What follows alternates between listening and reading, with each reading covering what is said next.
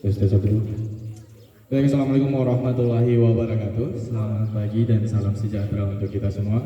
Izin yang terhormat Pak JM, Pak MK, Pak Askep, dan bapak-bapak staf lainnya, beserta yang pastinya yang sangat saya banggakan adalah para bapak mandor yang hadir pada kegiatan KKM kita pada pagi hari ini. Baik, sebelumnya saya ingin ucapkan permohonan maaf mewakili dari Bapak Pasar Sony Manurung yang harusnya hadir pada hari ini, namun beliau memiliki agenda yang tidak bisa juga ditunda sehingga mengharuskan beliau pulang ke Balikpapan kemarin sore, sehingga beliau meminta saya untuk izin mewakili kehadiran beliau di PT BPPJ pada pagi hari ini. Oke, mungkin poin yang ingin disampaikan oleh Pak Sony adalah bagaimana posisi seorang mandor itu benar-benar bisa dijalankan sebagaimana mestinya. Sesuai dengan tema kita pada pagi hari ini, lead the change, ya, sudah disampaikan oleh Pak MK tadi bahwasanya untuk bagaimana kita bisa mengaktualkan ya terkait tema kita pada pagi hari ini, bagaimana kita bisa berubah ke arah yang lebih positif, ya, ke arah yang lebih baik. Ada 3M yang tadi disampaikan oleh Pak MK, ya kan? Jadi kita harus mulai dari diri sendiri, harus mulai dari hal yang terkecil, dan kemudian harus mulai dari saat ini juga, ya. Itu merupakan suatu hal yang sangat penting yang harapannya bisa dijalankan oleh Bapak Ibu sekalian, ya. Namun dari tadi sudah disonding oleh panitia Pak MK, ada sedikit diminta untuk memberikan sedikit materi gitulah, ya. Kalau mungkin di kesempatan ini saya tidak akan membahas lagi terkait teknis panen, pupuk, semprot atau perawatan TBM, ya kan? Karena hal tersebut sudah pastinya akan Bapak Ibu dapatkan pada saat menjalankan rutinitasnya di setiap hari, ya. Nah, jadi oleh-oleh yang akan saya berikan pada pagi hari ini adalah berbicara terkait strategi, ya. Jadi kita sebagai orang FR itu kita mengenal yang namanya 11 pilar first resources, yang dimana pilar ketiga adalah harus memiliki strategi, ya. Kita sebagai seorang mandor harus memiliki yang namanya strategi kerja, ya. Nah, jadi yang akan saya sampaikan di sini adalah bagaimana kita sebagai seorang mandor, ya, kita bisa menyusun sebuah strategi untuk bagaimana mencapai target yang kita ingin capai, ya. Karena ketika kita melakukan sesuatu tanpa strategi, berarti kita menstrategikan untuk kegagalan sebenarnya, ya.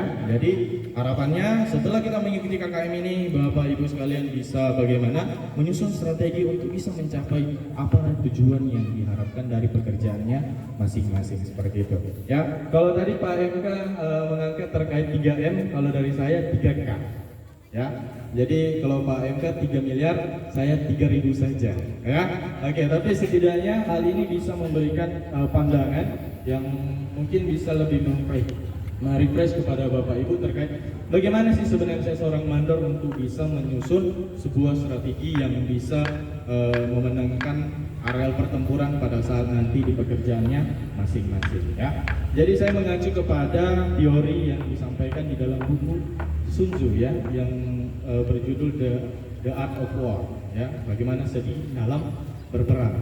Jadi kemenangan keberhasilan dari kekaisaran Tiongkok pada zaman-zaman dulu, ya, pastinya disertai dengan strategi-strategi perang yang dimana sampai dengan detik ini pun masih sangat relate untuk bisa kita terapkan, seperti itu Bapak Ibu, ya. Jadi kalau dari tadi kita mendengarkan 3M, sekarang kita akan sampaikan terkait 3K.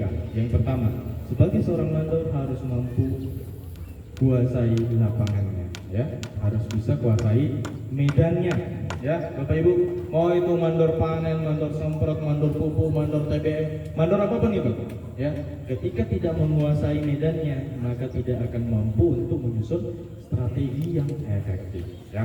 Jadi kita harus bagaimana bisa kuasai medannya, jangan sampai kita nggak tahu medan yang harus kita kuasai ini, harus kita kerjakan, sehingga kita nggak tahu strategi apa yang efektif untuk kita lakukan, seperti itu, ya. Jadi K yang pertama adalah kuasai medannya, ya. Kemudian K kedua adalah kuasai pasukannya, ya.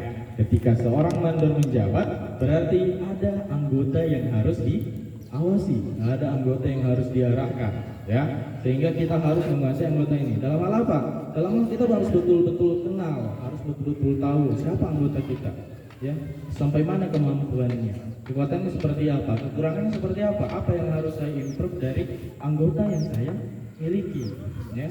Apakah dia tidak mampu secara teknis, berarti kita harus ajari, ya. Apakah dia tidak mampu dari segi disiplin, berarti kita harus bina, ya, seperti itu. Jadi penguasaan kita terkait siapa orang yang kita bawahi, siapa anggota kita, itu juga sangat penting untuk bagaimana kita menentukan strategi yang akan kita gunakan, ya. Itu untuk poin K kedua. K ketiga apa? K ketiga adalah harus kuasai musuh yang akan kita hadapi, ya. Di dalam lingkup kerja seorang mandor, ya, lingkup musuh yang harus dihadapi ini adalah target kerja, ya.